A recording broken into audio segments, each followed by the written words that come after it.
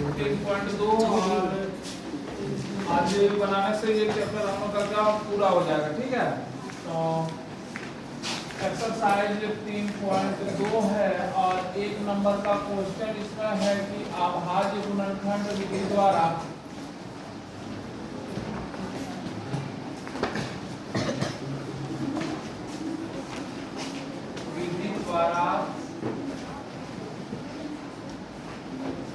घनमूल ज्ञात करना है।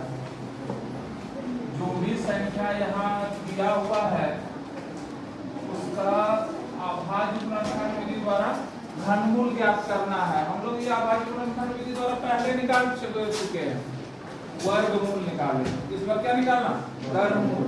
उसमें 2 संख्याओं का हम लोग जोड़ा बनाते थे, इसमें 3 संख्याओं का त्रिक बनेगा, यानी 3 संख्या में एक संख्या लिखा जाएगा। तो पहला क्वेश्चन का पहला नंबर कितना है? 512।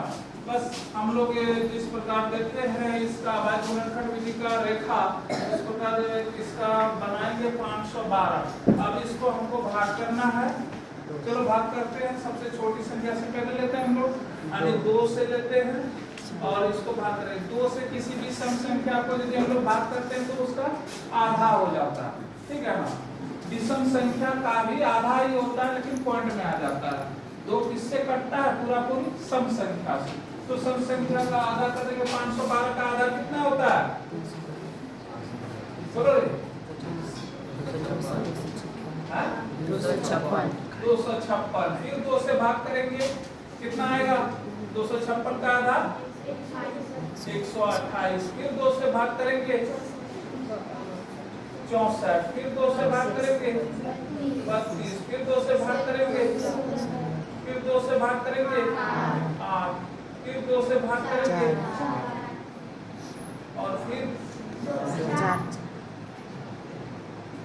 2 से भाग करेंगे 2। अब अभाज्य गुणनखंड विधि द्वारा जो भी हम लोग निकाले इसको, इसका बाहरी सब संख्या को गुना में लिख लेंगे। कितना 2 है? 9 को है। 2 3 4 5 6 7 8 9 हो गया ना 9। अब 3 गो का त्रिक बना लेते हैं हम लोग। 3 गो में कितनी बार लिखाएगा? 1 बार लिखाएगा। तो चलो लिखते हैं इसका 2 गुना, इसके लिए 2 आ गया, इसके लिए भी 2 और इसके लिए भी 2। टोटल कितना हो गया? 2 का पड़ेंगे 2 घर 4, 4 का पड़ेंगे 2 घर 8। यानी जो 512 का घनमूल जो है, घनमूल ऐसे लिखते हैं। ठीक है, तो घनमूल 512 का कितना हो जाएगा? 8। और ये 8 तुम्हारा आंसर है। बस इसी तरह संख्याएं हैं अभाज्य गुणनखंड विधि द्वारा जो भी, और इसके आगे संख्या है बस ऐसे ही निकालना है इसको। ठीक है, और इसको हम लोग क्लास वर्क में रखते हैं। अभी क्लास वर्क में पूरा करेगा इसको। उसके बाद हम लोग साइंस का जो हम लोग को याद करने मिला है उसको तुम लोग याद करो। ठीक है, समझ गया ना?